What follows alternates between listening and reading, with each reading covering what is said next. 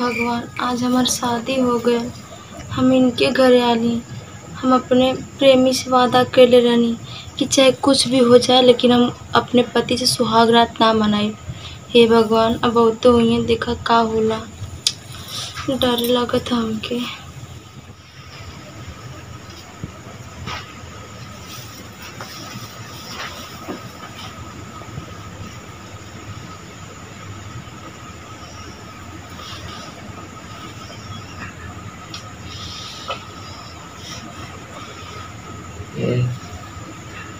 एगो तुमसे बात करे के रहे। हम हो कि तो से एगो बात कहे के है। तो बतावा ना का कहे के बा। अरे नहीं, पहले तू बतावा। नहीं, पहले तू बतावा। पहले तू बतावा ना। तो के हमार कसम तू बता दा पहले। देखा, हम कसम पे विश्वास ना कइला। पहले तू बतावा। बता दे। बतावा ना। एगो लड़की से हम बहुत प्यार करेला। हाँ, एगो लड़की से प्यार करेला। हाँ। अच्छा अच्छा, अच्छी बात है। तुम कौन बात कहल चाहता तू बतावा ना। हाँ, हम हो कहल चाहते हैं लेकिन नाराज ना हो बा। काहे नाराज हो? बताओ। कहा ना कि हम एगो लड़का से बहुत प्यार करीला। बस। हाँ, सेम सिचुएशन बा। तो काहे तू हमसे शादी कैलू? वो कहा ना कि हमरे माई बाबूजी की वजह से हमार मजबूरी रहे ना। यानी तू मजबूरी में कैले हो और हमहू मजबूरी में कैले हो। तो काहे ने ऐसा कहल जाए हमने कि हम तो आके तोरे प्रेमी से मिलवा देबो। ई कैसे हो सकेला? हम मिलवा देबे। अरे अब तो हमनी का शादी हो चुकल बा, अब कैसे हुई? शादी न भइल बा और कुछ ना न भइल बा। हाँ, बात तो सही है लेकिन कौन उपाय बताएं जल्दी।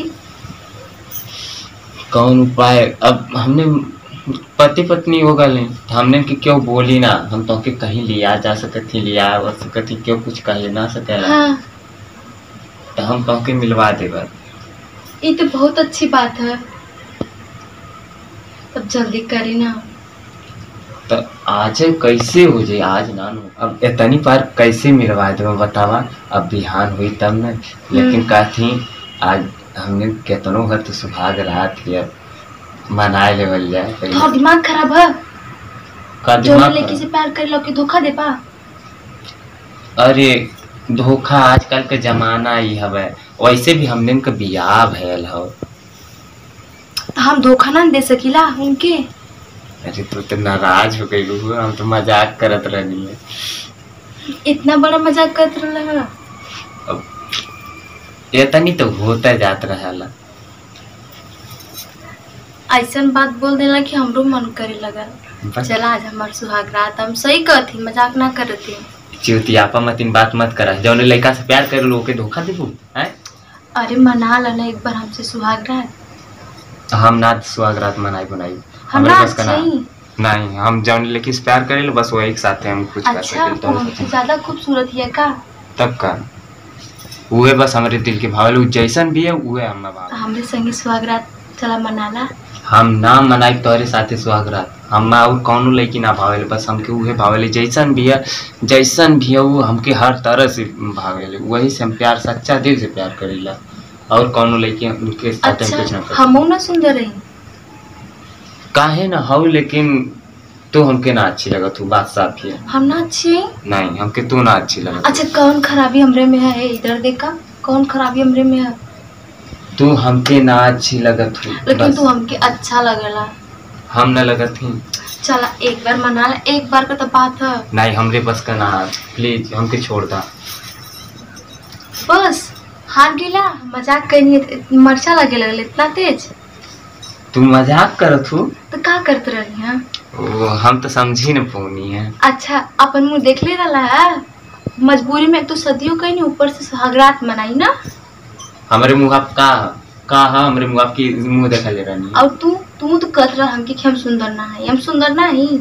हम तो ई कहने कि हम और कौनो लड़की ना अच्छी लगे, बस हमके उहे भावेले। हम वो लड़की से 8-9 साल से प्यार करे। 9 साल पूरा। हम समझा, हम उनसे प्यार करेला। समझला? जवन जौन तोरे दिलवा में चलत हुए हमरो दिलवा में चलत बा। का चलत पाए?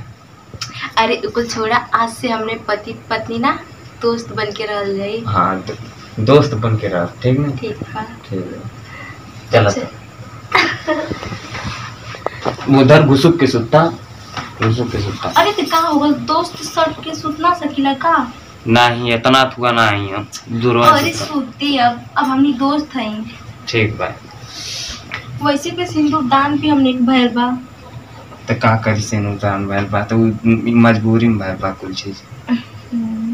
बात तो सही है। अच्छा तू कैसे इतने साल से प्यार करेलू? हम लगभग 5 साल से। 5 साल से? हम 9 साल से प्यार करेला। 9 साल से? हाँ बहुत पुराना प्यार हमारा। हम बहुत पुराने प्यार है, हम उनसे बहुत प्यार करीला।